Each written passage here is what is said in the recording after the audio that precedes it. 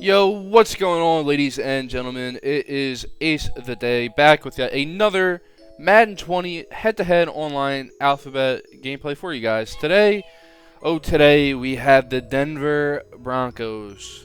And if you guys have read the title, yes, by far the single-handedly the worst team I've ever played in Madden history. I mean, I would take the Browns from the 0-16 season over this Denver Broncos team. I mean, it's not even the fact that they're not good. It's just, I mean, they're not good in the game. I mean, real life's a different story, but like, man, like the Bengals this year. Like you guys saw the Bengals video. I put up 42 points with the Bengals. No way in hell I'd be able to get anywhere close with this Denver Broncos team.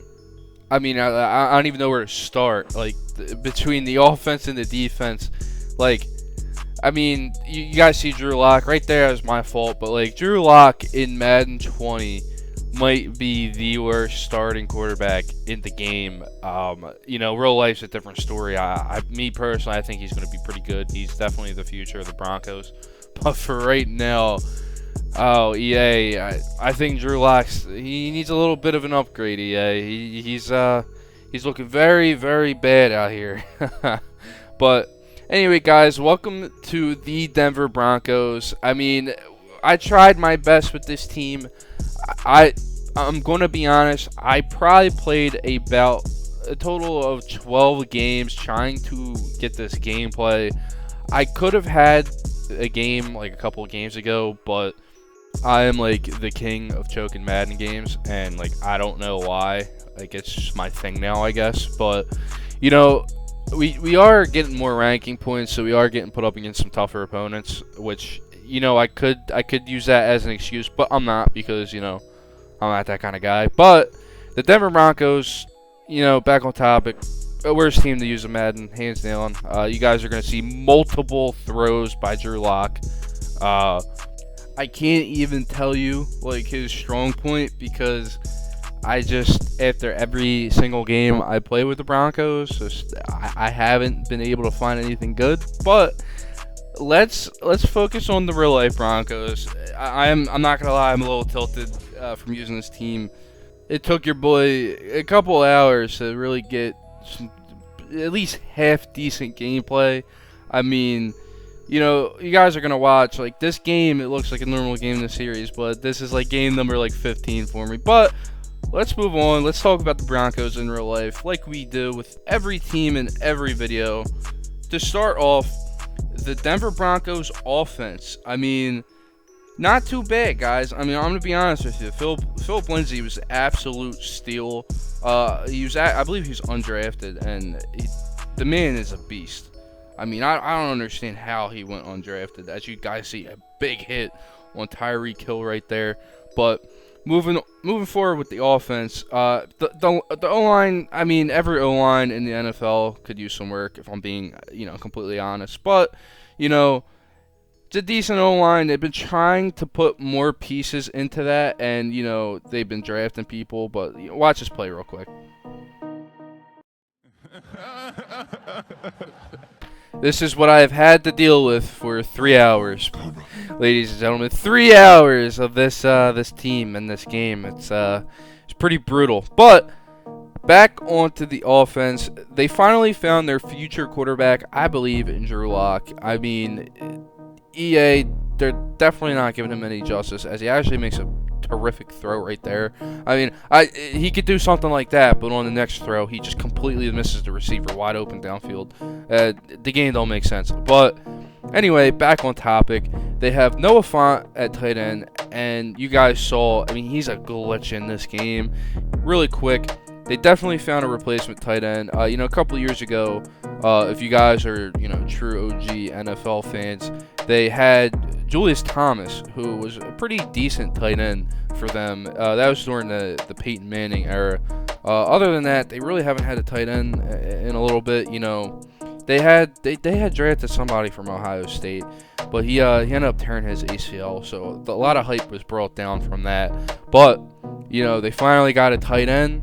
I mean, the offense is coming together. Cortland Sutton, definitely a big improvement for that receiving core. And, I mean, that's really it. They could use a couple more pieces on offense, receiving-wise, give Drew Lock a couple more weapons, but we'll see what they do in the offseason. See if they, help him in any way. But to move on to the defense, I mean, the Denver Broncos, if you guys remember from their Super Bowl win not too long ago against the Panthers, I mean, I believe it was Super Bowl 50, just their defense, it's always been a top priority for the Broncos.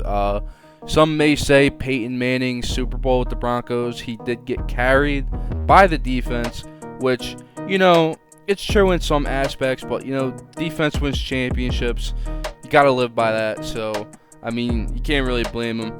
But, Von Miller, he's still there. He might actually be an upcoming trade target for multiple teams because the Broncos, they're kind of in a rebuilding state. If you were to ask me, they do need to start rebuilding in some aspects of their team. They're definitely not ready to compete as of right now. Next year, I don't see them making the playoffs next year unless Drew Lock comes back and just has a terrific sophomore season. But the chances of that happening, pretty slim. He is going to take a couple of years to fully develop, I think. Who knows? He might ball out next year. We never know. This is just my thoughts, guys. That's the one thing with these videos. I want you guys to realize it's me talking about my opinion. I'm a big sports guy, big football fan. I like to watch a lot of NFL, probably every NFL game every weekend. I watch the highlights all the time, into the sports shows, Undisputed, First Take. I just really enjoy watching other people talk about sports. Like, one of my favorite things to do in my free time, podcasts, everything. I listen to everything, man. I just love it. It's one of the things that actually inspired me to do these videos and talk about these teams because it gives me a platform to be able to even, talk about this, and I enjoy playing Madden as well. So one of my favorite sports games, one of my favorite sports, I enjoy doing this and I enjoy putting content out for you guys. So yeah, just let me know in the comment section below, basically what you guys have been thinking, If you think I'm talking out of my ass or if you actually agree with me, let me know in the comment section below as to, whether or not I'm a jackass. But let's get back into the Denver Broncos. Let's talk about the defense again. We touched on Von Miller. The D-line could use some work. Bradley Chubb, he will be back next season. It's a shame that we didn't get to see him play this year. That man is an absolute animal.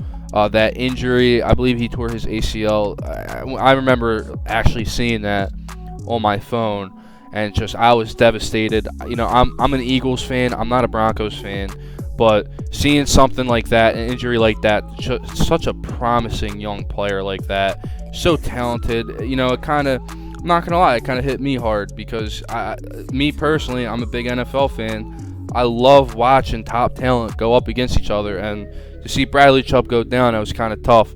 But, other than Bradley Chubb, they do have a couple more playmakers on defense. Justin Simmons, who I believe they either franchise tagged or they placed a tender on, one or the other. They're trying to keep him definitely underrated as a free safety in the NFL. And now, not only does he have Chris Harris Jr., who may or may not leave, he also has newly acquired cornerback A.J. Bouye from the Jacksonville Jaguars. Sorry if I slaughtered that name. But, it's just insane to think about the potential that defense has, considering they still have their key components, as well as the personnel that they've gotten through trades all season. It's crazy. They've definitely done a good job. But let's get into the gameplay right here. There's a minute left in the fourth quarter, about a minute 30 right here. We are driving downfield. We just got a crucial interception, and Drew Lock is playing out of his mind right now. Thank God, because we definitely needed this to happen after the hell that he put me through hours before. And with time running down here in the fourth quarter, Drew Lock throws a dime to Philip Lindsay in the end zone. And all we need to do is hit this extra point, and we go up by 1. If you guys are wondering why the score is only 28-27, this guy actually ended up missing an extra point on one of his field goals. And, it's just unfortunate.